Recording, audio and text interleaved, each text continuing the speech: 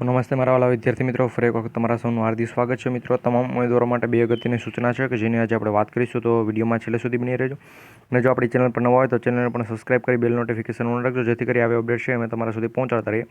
હાલ અત્યારે 1+3 ફોટોની વાત કરીશું અને નવી ભરતીની પરીક્ષા અને તારીખ જાહેર કરેલી છે એની વાત કરવાના છે. તો વિડીયોમાં છેલ્લે સુધી બની રહેજો. અને જો તમે આના પછીનો જે પણ એક વિડીયો આવવાનો છે કે જેમાં નવી ભરતી છે એની ફૂલ અપડેટ આપેલી છે અને એ વિડીયોની અંદર જ આપણે મેરિટ બાબત પણ થોડીક ચર્ચા કરવાના છીએ. તો એ વિડીયો માટે તમે ચેનલ સબસ્ક્રાઈબ તો કરી લેશો, પરંતુ બેલ નોટિફિકેશન પણ ઓન રાખવાનું ભૂલતા નહીં.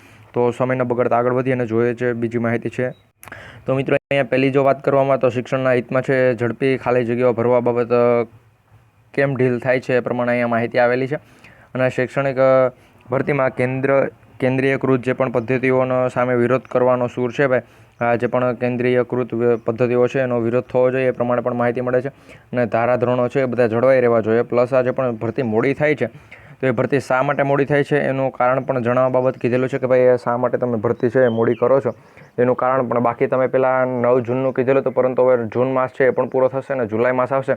તો શું તમે જુલાઈ માસની અંદર છે એ ભરતી પ્રક્રિયા છે એ પૂર્ણ કરી શકશો કે નહીં? ભાઈ એવી રીતની માંગો ઉઠી રહી છે. તો એના ઉપર પણ અમે જુલાઈ માસમાં ભરતી પૂર્ણ થશે કે નહીં એના ઉપર પણ ફૂલ ડિટેલની એક અપડેટ છે કે જે હાલ આપણા કુબેરભાઈ ડિંડોર છે એણે આપેલી છે.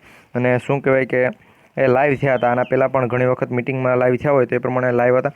એટલે એ લાઈવ ના હતા, પરંતુ એનો આખો એક વિડીયો સામે આવેલો છે લાઈવ કોન્ફરન્સ સાથેનો. તો એની હું વાત તમને એક વિડીયોમાં જણાવી દઈશ. આખો કોન્ફરન્સ છે એ આપણે આપણી ચેનલ પર અપલોડ કરી દઈશું, તો તમે ત્યાંથી જોઈ લેજો. એના પછી બીજી અપડેટ છે એની વાત કરીએ તો અહીંયા રાજ્ય પરીક્ષા બોર્ડ દ્વારા જાહેરનામું બહાર પાડવામાં આવ્યું છે કે ભાઈ 23 જૂન સુધી ઓનલાઈન ફોર્મ ભરાશે. મિત્રો, 23 જૂન સુધી ઓનલાઈન ફોર્મ ભરવાના છે. મેં કીધું એ પ્રમાણે દિવ્યાંગ ઉમેદવારો છે તો એના માટે પ્રાથમિક સ્કૂલોમાં આચાર્ય બનવા માટે ઓગસ્ટ માસમાં પરીક્ષા આપવી પડશે. ક્યારે ભાઈ? જેને પણ આચાર્ય બનવું છે અને દિવ્યાંગ છે એ બધાને ઓગસ્ટ માસમાં ફરી પરીક્ષા આપવી પડશે. તો પરીક્ષાનો પણ આપણો બીજો મુદ્દો હતો, તો અહીંયા પરીક્ષા બાબત પણ તમે માહિતી જોઈ શકતા હશો. હવે એના પછી મિત્રો જો અહીંયા આગળ વાત કરવામાં તો રાજ્યની જેટલી પણ પ્રાથમિક સ્કૂલો છે એમાં સીધી ભરતી મુખ્ય શિક્ષક તરીકે દિવ્યાંગ ઉમેદવારોને આચાર્ય તરીકેની નિમણૂક આપવામાં આવવાની છે.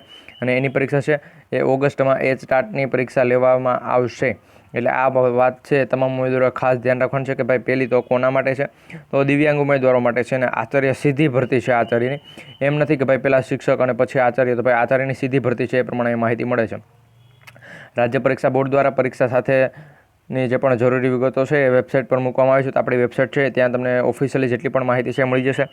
તમારે જે પણ વિદ્યાસહાયક ભરતીની ઓફિશિયલ સાઇટ છે ત્યાં જવું હોય તો પણ ઠીક છે, અથવા આપણે જે પણ સરકારી નોકરી ઓફિશિયલ સાઇટ છે ત્યાં જઈ અને ત્યાંથી પણ મિત્રો તમે બધી માહિતી મેળવી શકો છો.